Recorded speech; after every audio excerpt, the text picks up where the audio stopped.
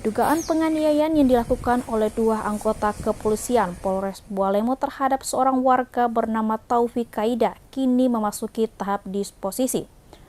Propam Polres Bualemo telah menyerahkan laporan tersebut kepada Kapolres untuk menunggu arahan selanjutnya dalam proses pemeriksaan bukti dan saksi.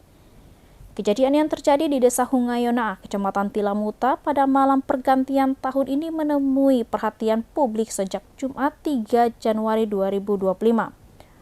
Korban Taufik Kaida mengaku dianiaya di hadapan keluarganya saat pihak kepolisian melakukan pengamanan malam tahun baru. Namun hingga saat ini korban belum menyerahkan hasil visum sebagai bukti pendukung dalam laporannya. PLT Kasih Propam Polres Bualemo, Ibtu Franky Vepalar menegaskan pihaknya tetap menjalankan prosedur hukum yang berlaku. Ia memastikan jika terbukti bersalah, anggota kepolisian yang terlibat akan mendapatkan hukuman setimpal. Namun jika tidak ada bukti yang mendukung tuduhan tersebut, kasus ini akan diberhentikan. Saat ini pihak Propam telah mengumpulkan bukti dan mempersiapkan pemeriksaan terhadap saksi dari pihak korban maupun terduga pelaku. Menurut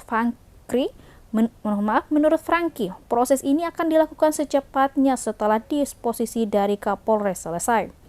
Ia juga mengklarifikasi bahwa beberapa informasi dalam pemberitaan sebelumnya berasal dari narasumber yang tidak berada di tempat kejadian.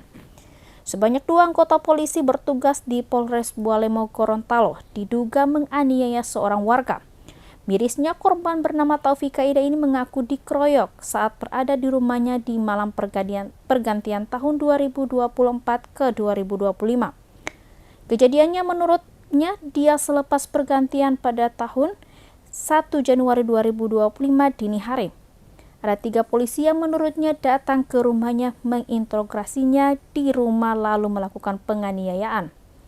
Menurut Taufik, ia memang sempat membuat kegaduhan di jalan di Desa Hungayona, Kecamatan Tilamuta, ibu kota Bualemo itu.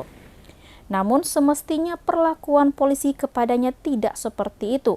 Sebagai aparat penegak hukum, mestinya tidak melakukan penganiayaan kepada warga.